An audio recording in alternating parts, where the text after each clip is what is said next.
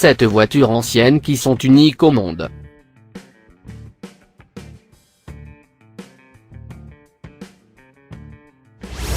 Numéro 7. Ferrari 512S Modulo. Nous commençons notre liste incroyable avec une voiture conçue pour aller le plus vite possible, et de ce fait, au design très étonnant. La Ferrari 512S Modulo est particulièrement basse, moins d'1 mètre de haut, pour être aussi aérodynamique que possible. Et cela marche. Cette voiture de course peut atteindre les 350 km/h. Bien qu'elle fût réalisée dans les années 70, elle a encore l'air futuriste aujourd'hui. Malheureusement, elle n'a jamais été développée, et Ferrari l'a laissée comme seule copie.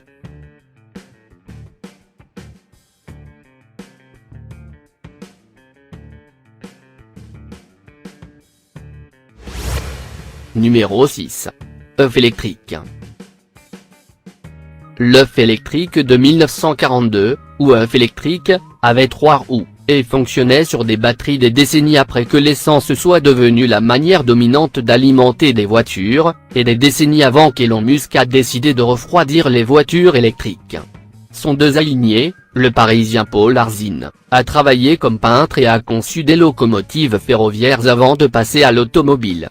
La bulle est faite d'aluminium formé à la main et de plexiglas incurvé, un matériau novateur à l'époque.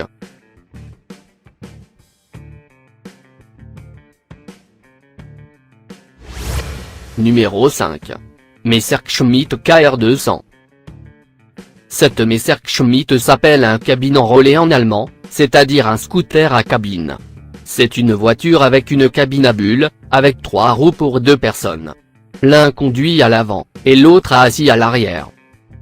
Elle a été produite de 1955 à 1964 et 4000 exemplaires ont été vendus. Cette Messerschmitt détient un record de vitesse, 103 km/h pour un véhicule à 3 roues. Elle a été dessinée par Fritz Fahn, ingénieur aéronautique, ce qui se perçoit dans le design de la voiture.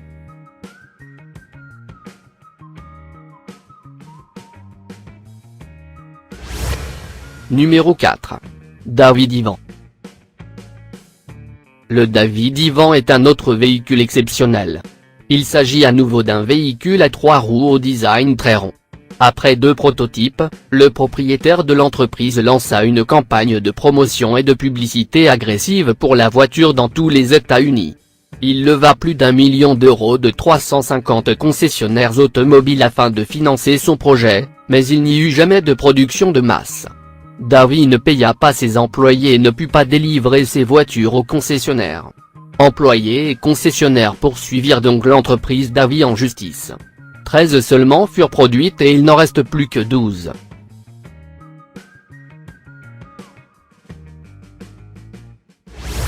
Numéro 3. Firebird de General Motors.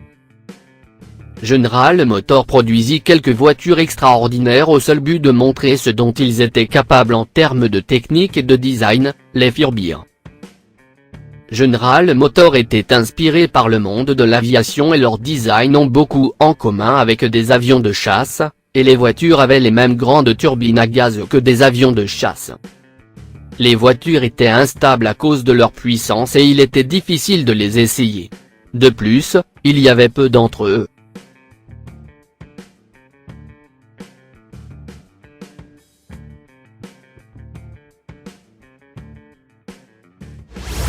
Numéro 2. Tasco 1948. L'aviation a largement inspiré les constructeurs de voitures, par la frénésie impressionnante des États-Unis pour l'aéronautique. En construisant sa Tasco, ils souhaitaient par-dessus tout montrer aux automobilistes qu'il était temps de changer de style. Et cette voiture a un habitacle fermé comme celui d'un avion léger. La base de cette machine était un châssis Mercury raccourci avec un moteur soupesé V8. Les roues étaient complètement incluses dans leur propre carénage de fibre de verre.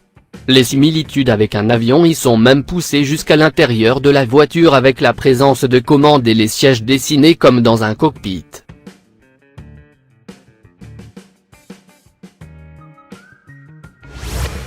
Numéro 1. Nautilus du Capitaine Nemo. On ne peut pas dire que le film de super-héros sorti en 2003, la Ligue des Gentlemen extraordinaires, aura laissé un souvenir impérissable. Pourtant, un élément restera dans les archives du automobile tout du moins, c'est évidemment l'inénarrable voiture du capitaine Nemo. 6 roues, un capot interminable, des décorations façon cuivre baroque, un style inimitable. Le châssis est recouvert d'une coquille de fibre de verre coloré ivoire complexe, et dispose d'une richesse d'embellissement élaborée dans un effet vieilli d'or sur l'extérieur et l'intérieur. L'inspiration pour la décoration a été prise du dieu hindou Ganesha, et de la flore et de la faune assortie, créer cette copie très unique.